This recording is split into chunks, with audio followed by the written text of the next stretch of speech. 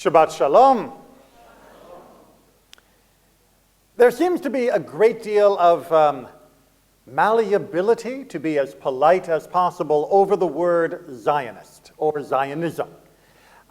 And this has caused a great deal of trouble.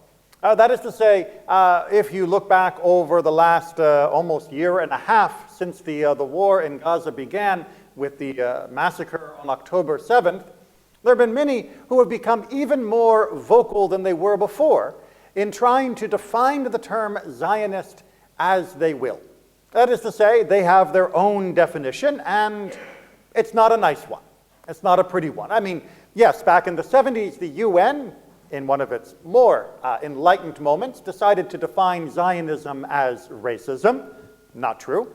But this particular group is using the term Zionist it's very important to them because they want to use the term Zionist rather than the word Jew. Because they are moderately concerned that some of their advocacy against Israel might just come across as a little anti-Semitic. By using the term Zionist for all that they hate, they feel that they have washed their hands of the potential crime of anti-Semitism.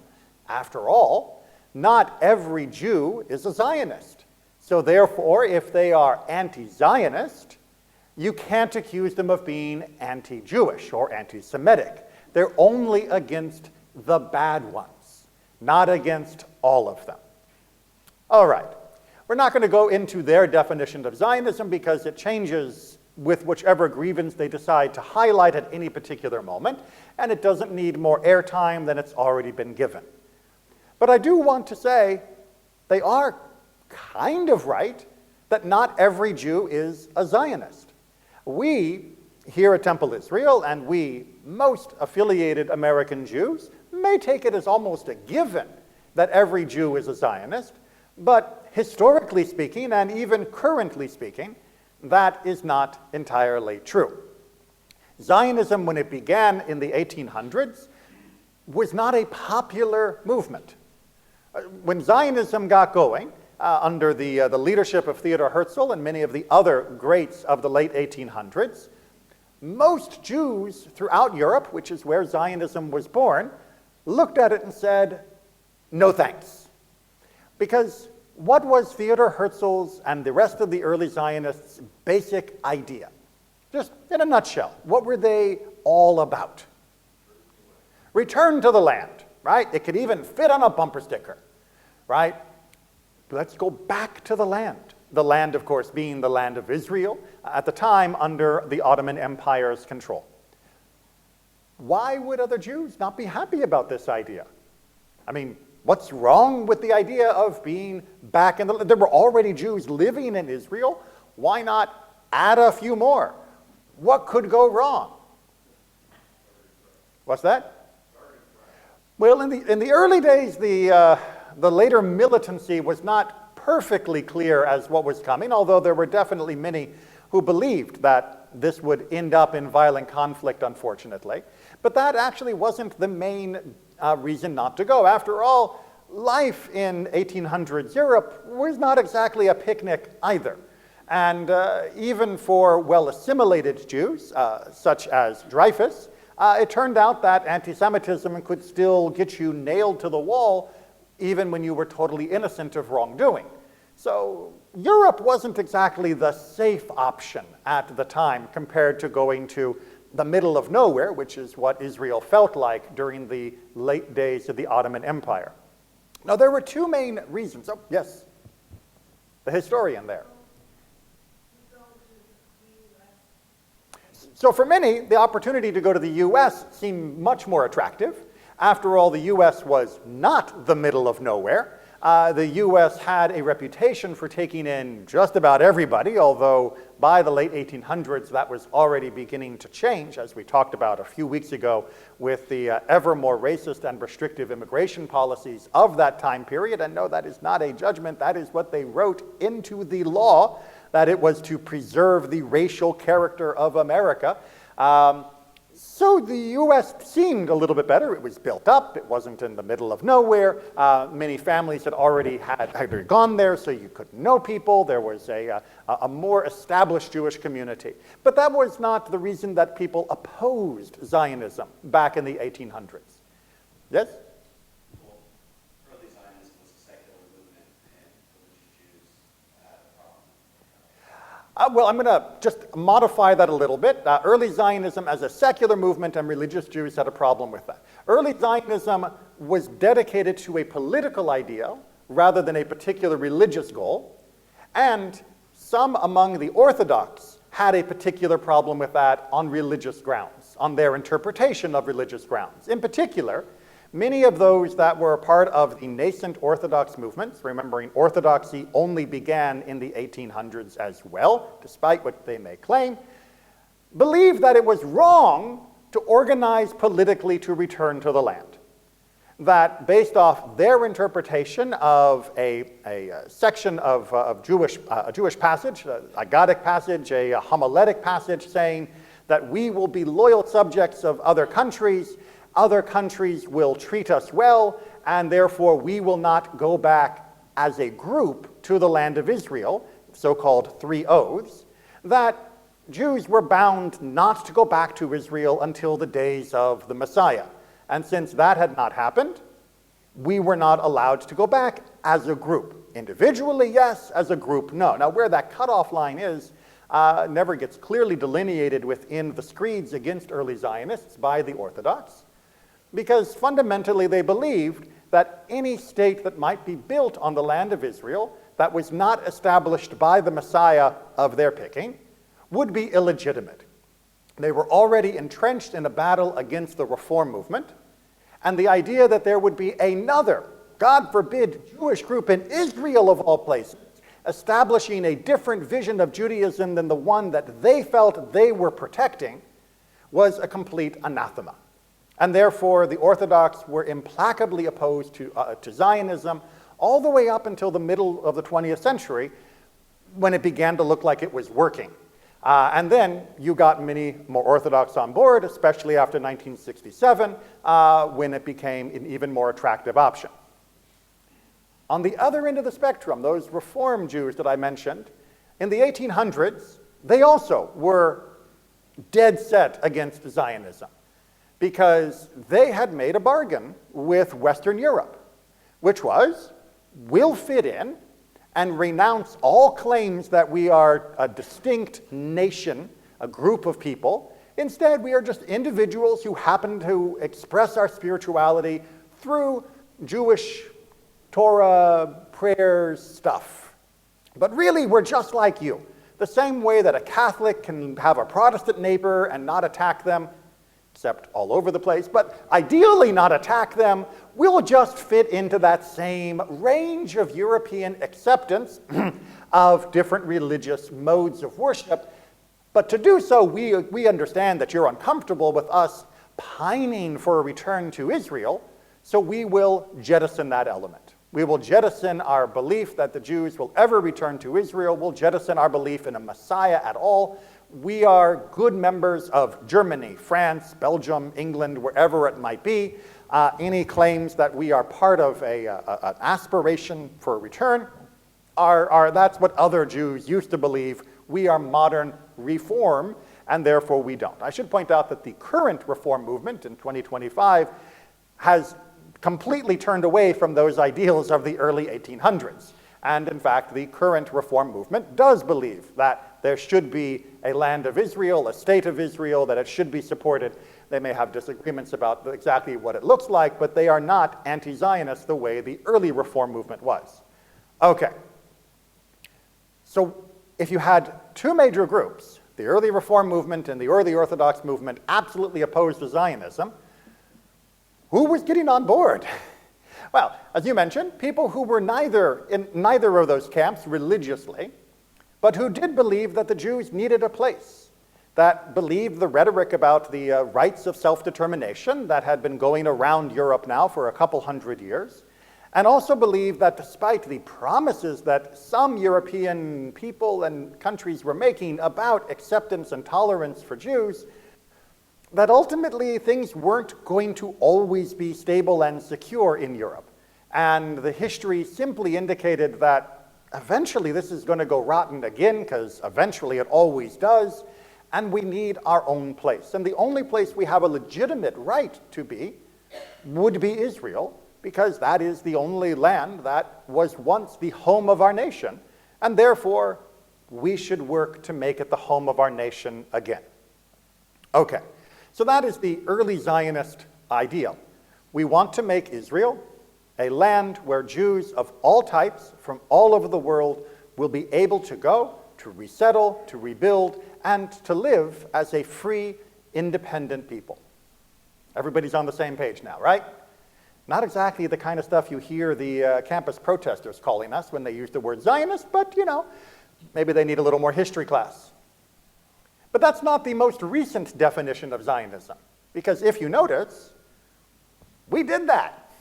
Right? 1948, the Zionists won. They succeeded. That's not to say that there haven't been a few bumps in the road since then, but the basic Zionistic project of there should be a state of Israel that exists on the land of our ancestors, and that it should be free, democratic, and open to Jews of all type from around the world, that happened in 1948. And thank God it's still there. So what's left for a Zionist to do? This has caused a lot of head scratching among many of the different political thinkers, philosophers, literary giants, etc. But honestly, we actually have an official statement of what Zionism is today. You may or may not know this, because certainly much of what we hear on TV drowns out the actual definition of Zionism. But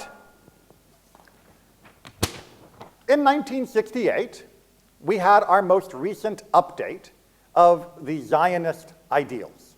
That is to say, the World Zionist Congress, and yeah, there is an international Jewish body. We don't govern anything, but we do guide an awful lot of Jewish thinking and Jewish funding. We'll talk about that more in a second. Updated the basic idea of what it is to be a Zionist within the World Zionist Organization, which is the largest group combining different organizations and supporting different Zionist endeavors in the world, and goes all the way back to the 1800s when Theodor Herzl helped found it. Okay, so what do they actually say it is to be a Zionist? And no, I'm not going to do this off the top of my head. The unity of the Jewish people. This is paramount. The bond to its historical homeland, Eretz Israel, the land of Israel, and the centrality of the state of Israel and Jerusalem, its capital, in the life of the nation. Box number 1. We also support Aliyah to Israel from all countries and the effective integration of all immigrants into Israeli society. So one of the early points of Zionism was that this should be a land for all Jews. One of the continuing points of Zionism is that we have to ensure that Israel remains a land for all Jews. Also, we believe in strengthening Israel as a Jewish, Zionist, and democratic state, and shaping it as an exemplary society with a unique moral and spiritual character, marked by mutual respect for the multifaceted Jewish people, rooted in the vision of the prophets, striving for peace and contributing to the betterment of the world. Good stuff, right? I mean, I think hopefully most of us can feel right at home with this as something that we have continued to support and advocate at TI, and hopefully in your private lives as well. Point 4, we support and work towards ensuring the future and distinctiveness of the Jewish people by furthering Jewish, Hebrew, and Zionist education, fostering spiritual and cultural values, and teaching Hebrew as the national language. Every time that you have tried to brush up on your Hebrew, you are a Zionist. Every time you have supported our religious school, you are acting as a Zionist. Every time you have helped somebody travel to Israel on an educational program, or helped bring an educational program about Israel to us, you are acting as a good Zionist. 5, nurturing mutual Jewish responsibility, defending the rights of Jews as individuals, as a nation, representing the national Zionist interests of the Jewish people, and struggling against all manifestations of anti-Semitism. There was very real concern in the early days of Zionism that if there was a state of Israel, a Jewish state, that all the other countries of the world could then mistreat their local Jews, because what are you doing here? You're supposed to be there. And indeed, there are many people who do make that claim, that Jews in the United States have divided loyalties, that we should be there in, quote, our country, rather than here, which by extension is not our country. And this is something that Zionism has adopted as something they need to work for. This is why Israel tries to lobby for the good treatment of Jews elsewhere as well, not only within her own borders. And it's why, as a Zionist, we have to defend Jews against anti-Semitism even outside the borders of Israel. That is one of our Zionist ideals. We're all on the good page? Okay. Point 6, we work for settling the country, meaning Israel, as an expression of practical Zionism. It's not just enough to say Israel is nice, but you actually have to dig up some ground and plant a few things, put down water pipes, sewage treatment plants, build a chip factory for Intel, whatever it might be. You actually do need to build things there. That's why, if you will it, it is not just a dream, meaning you have to put effort into it, as Theodor Herzl famously said. And finally, we encourage recruitment and service in the Israel Defense Forces and the security forces, and strengthening them as the protective force of the Jewish people living in Zion, as well as encouraging full national service for anyone exempted in law from service in the IDF. That's a bit of a mouthful, but you can understand in 1968, even as we were living with the joy of the victory of the Six-Day War, that the realists within the Zionist Congress recognized that this was not something that could exist long-term without strong defense, and that strong defense was going to be born on the backs of the people in the military.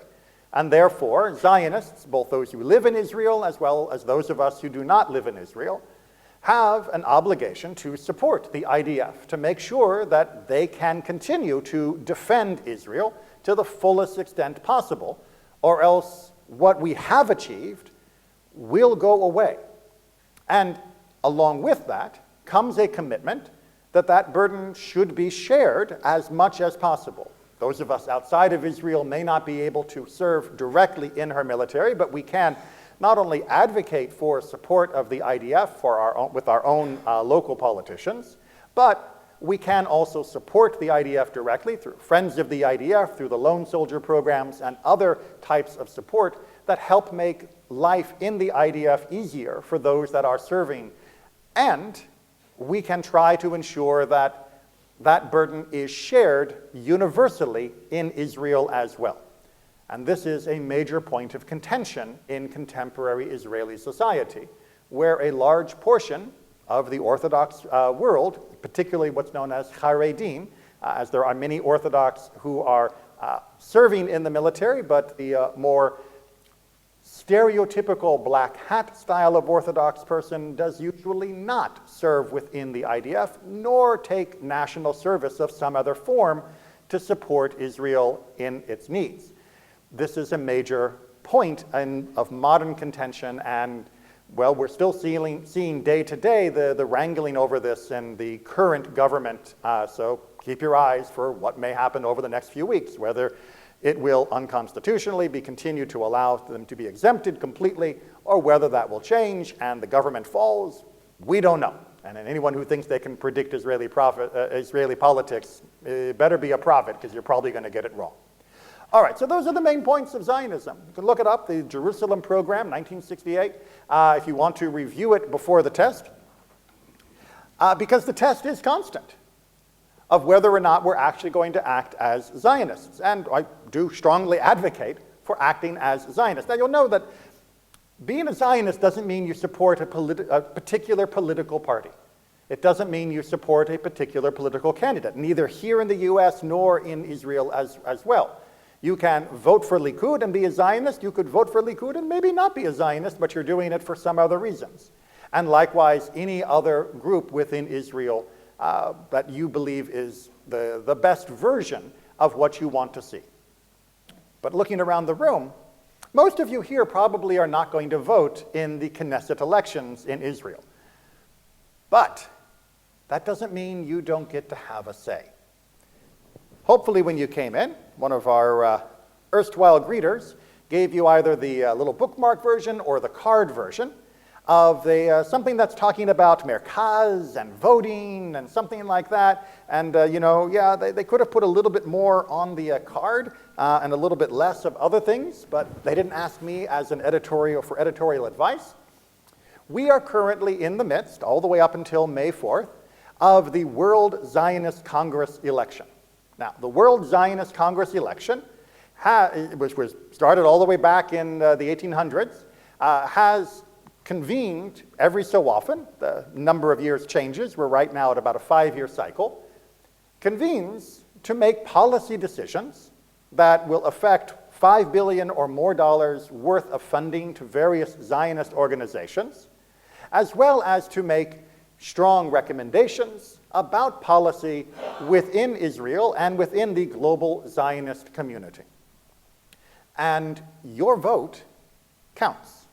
Because remember, all of the early Zionists were outside the land, right? Because the point was to go from there to the land, which means that the World Zionist Congress does still listen to Zionists like us who live outside the land of Israel.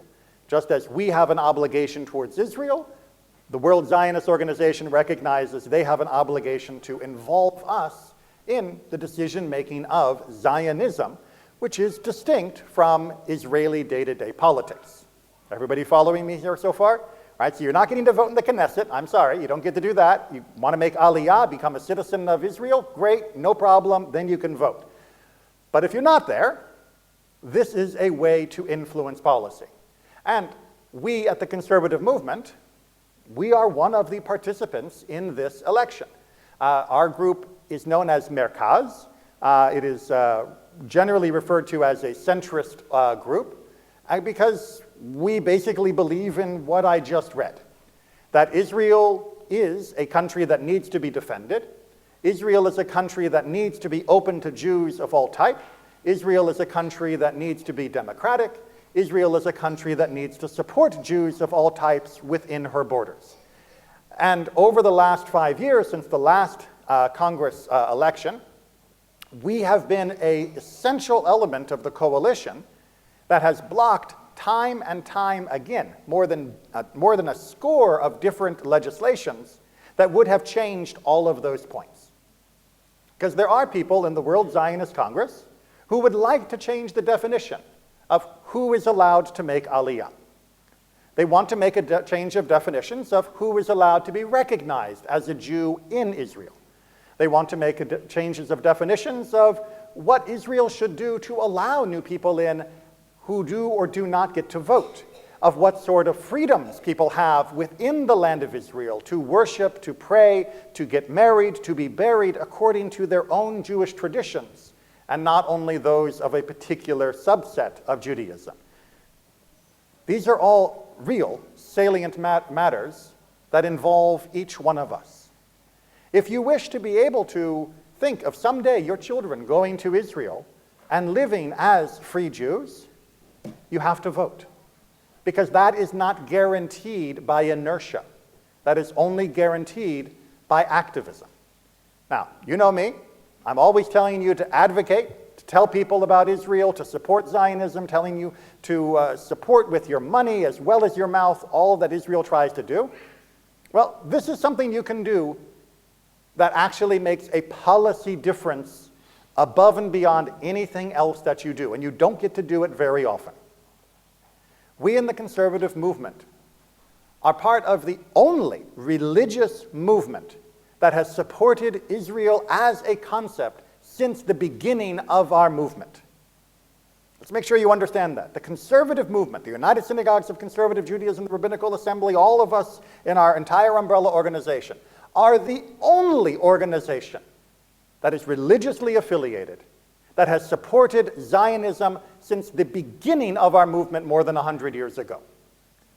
The Orthodox and the Reform were not on board with Zionism, as we talked about, and had to be dragged into it, kicking and screaming, quite literally over the dead bodies of the Holocaust and our own people who died in the wars for her independence and throughout her struggles ever since.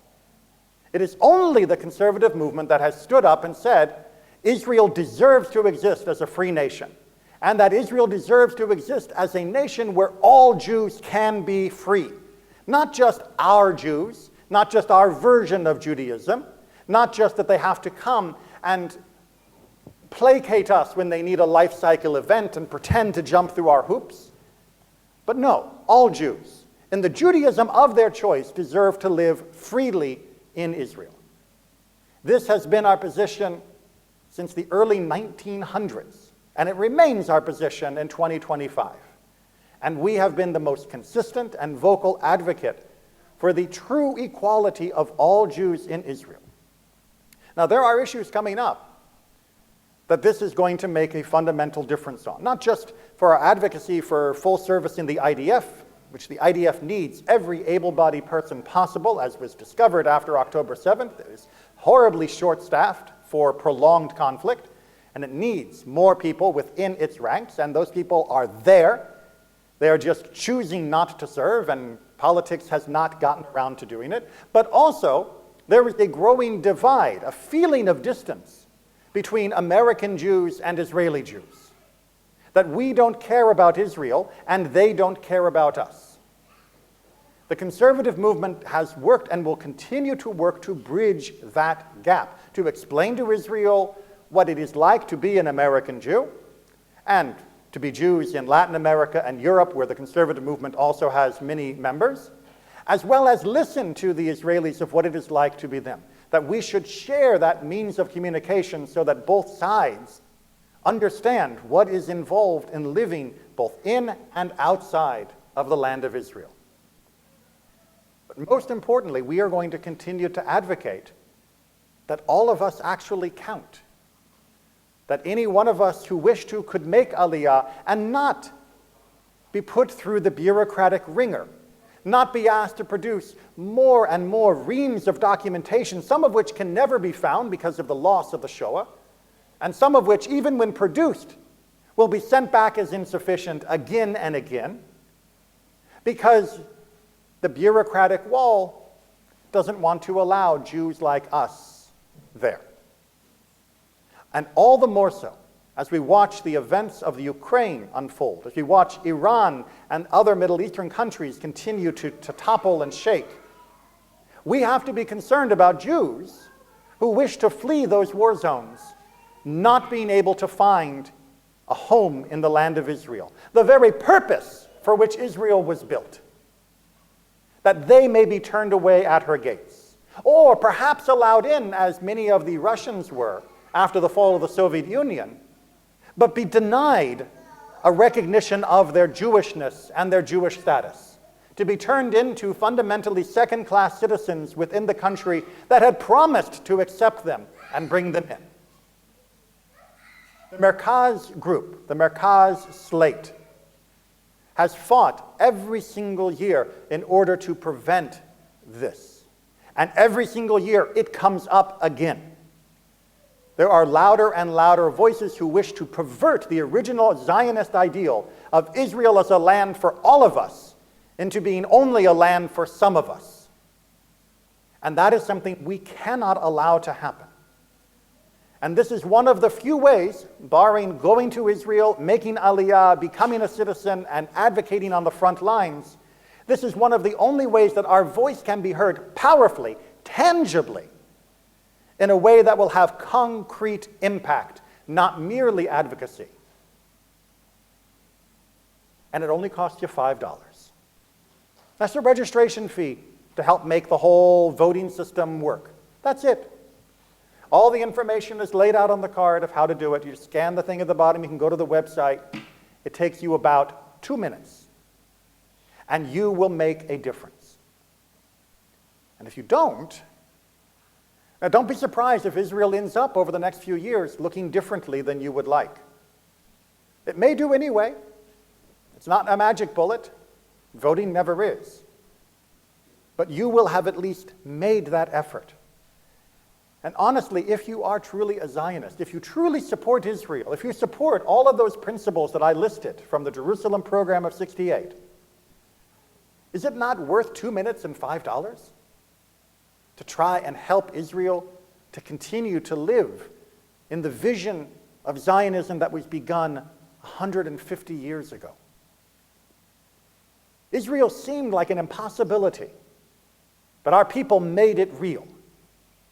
And we have the power to keep Israel as not just what it is, but to continue to flower into that full blossom of redemption.